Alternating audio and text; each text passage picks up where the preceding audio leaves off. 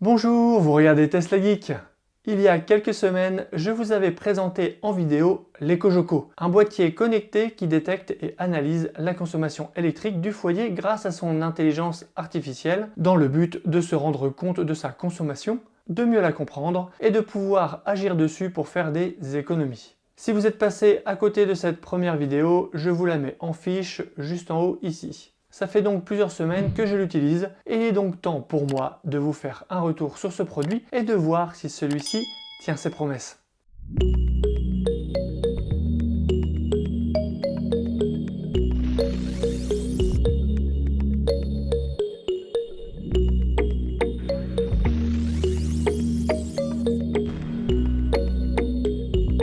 Un petit mot d'abord sur comment je l'utilise. J'ai installé l'assistant sur mon bureau qui se trouve dans notre pièce à vivre. Ainsi, toute la famille peut le voir facilement. On passe devant tout le temps. Mon premier conseil, c'est donc de le mettre dans une pièce que toute la famille utilise souvent. Mon second conseil concerne la mise en route, car l'effet de l'assistant est immédiat. Dès que je l'ai eu sous les yeux et que j'ai vu les premières consommations s'afficher sur son écran, j'ai tout de suite voulu partir à la chasse aux électrons gaspillés. La consommation de référence étant calculée sur les 3 premières semaines, si l'on veut bien matérialiser les économies réalisées, mon deuxième conseil sera donc de vivre normalement ces 3 premières semaines, quitte à masquer son écran pour ne pas être influencé par l'afficheur. Une question qui est souvent revenue est la mesure de consommation avec le capteur EcoJoco posé sur le compteur électrique est-elle fiable ? Je vous propose d'aller voir ce qu'il en est avec moi tout de suite dans mon garage. Alors pour mesurer l'exactitude de la mesure, au départ je me suis dit que j'allais comparer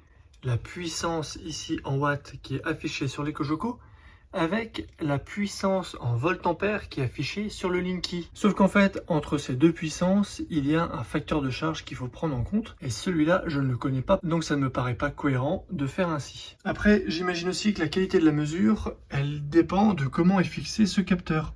Moi, vous le voyez, j'ai un vieux compteur avec une pente et une toute petite surface à ce niveau-là pour venir le fixer. J'ai bien suivi les consignes qui disent qu'il faut coller le capteur le plus possible contre le mur, donc c'est ce que j'ai fait. Moi, c'est pas vraiment un mur, c'est un support en bois. Et du coup, j'ai une partie du capteur qui est un peu dans le vide. Donc, est-ce que ça gêne ma qualité de mesure? Je ne sais pas. Comparé à d'autres compteurs plus modernes qui ont l'air plus adaptés et qui ont une surface vraiment plane. Voilà, on fait avec ce qu'on a chez soi. J'ai eu une autre idée. J'ai pris des objets du quotidien, ici un grille-pain, j'ai d'abord branché à une prise de ma maison et j'ai comparé la mesure sur l'EcoJoco pendant qu'il tourne avec la mesure sur l'EcoJoco avant de le brancher et ainsi faire la différence et mesurer la consommation de cet appareil. Et ensuite, je le branche ici dans ma batterie avec un affichage de la puissance que sort la batterie et du coup j'obtiens finalement la consommation réelle en puissance de mon appareil et je compare. Voici le résultat de mes 3 mesures avec un grille-pain, une bouilloire et un aspirateur de chantier.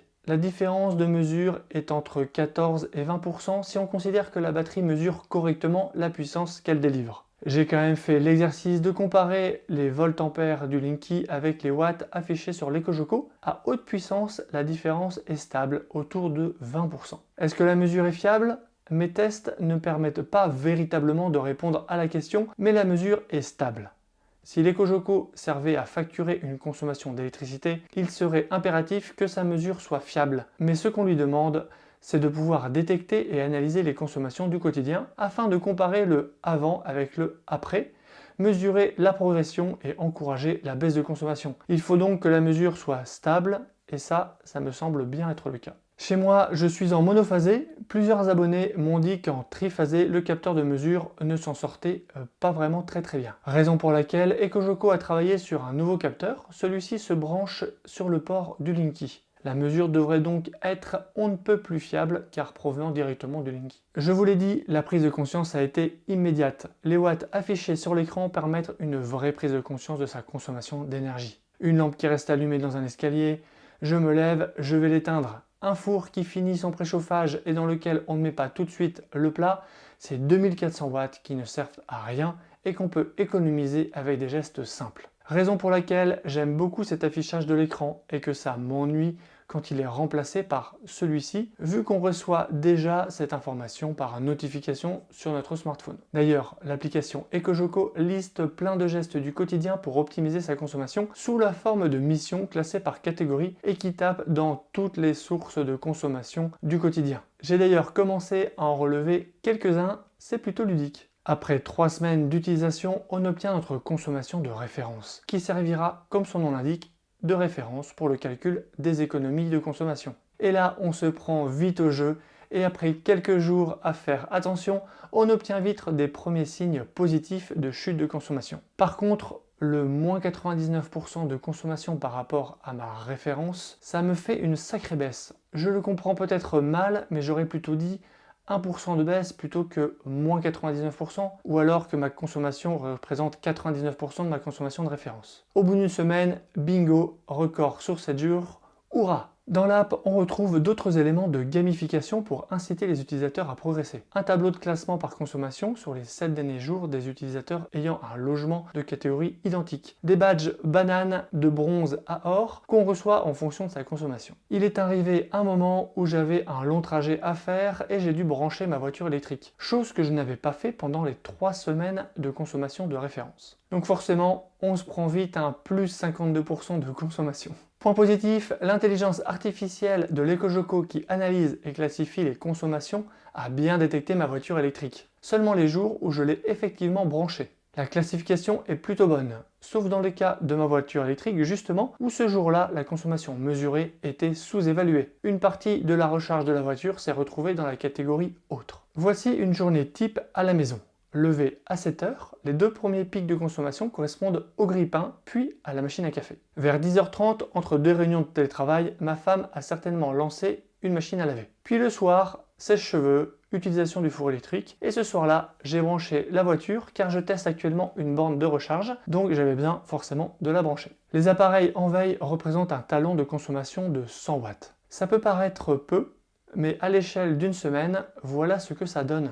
Ma conso hebdomadaire est autour de 50 kWh, avec presque 20 kWh, soit 41% de ma consommation globale. Et encore, là-dedans, il n'y a pas le frigo et le congélateur. Ça laisse quand même une marge de manœuvre, mais dans cette conso, il y a des éléments que je ne peux pas couper, comme mon alarme, mon thermostat connecté, ma box domotique, mon extracteur d'air, ma box internet. Par contre, j'ai débranché les appareils que j'utilise peu, comme la radio dans la salle de bain ou le lecteur DVD.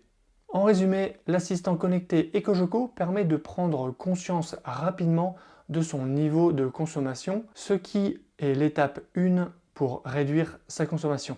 Son intelligence artificielle catégorise les consommations, ce qui permet d'axer ses efforts sur telle ou telle source. Et enfin, l'aspect jeu entretient l'initiative et donne des conseils pratiques pour y arriver. À la maison, mon point d'attention va être mon talon de consommation, que je vais tenter de compenser avec de la production solaire en autoconsommation. Et là aussi, l'EcoJoco va être utile car il permettra de voir les moments où je serai en surproduction, n'arrivant pas à tout consommer. Et donc m'aider à ajuster cela. Donc vous serez amené à revoir l'EcoJoco dans d'autres vidéos. Si l'assistant EcoJoco vous intéresse, je vous mets un lien en description juste sous la vidéo. Il permet de bénéficier de 10% de réduction lors de l'achat d'un boîtier ou d'avoir un mois offert pour la location. Retrouvez d'autres bons plans sur teslageek.fr et je vous dis à bientôt pour une prochaine vidéo. Si tu as aimé cette vidéo ou que tu veux soutenir la chaîne, mets un like. Tu peux t'abonner pour recevoir les notifications de mes prochaines vidéos et aider la chaîne à être mieux référencée. N'hésite pas à donner ton avis en commentaire. À bientôt!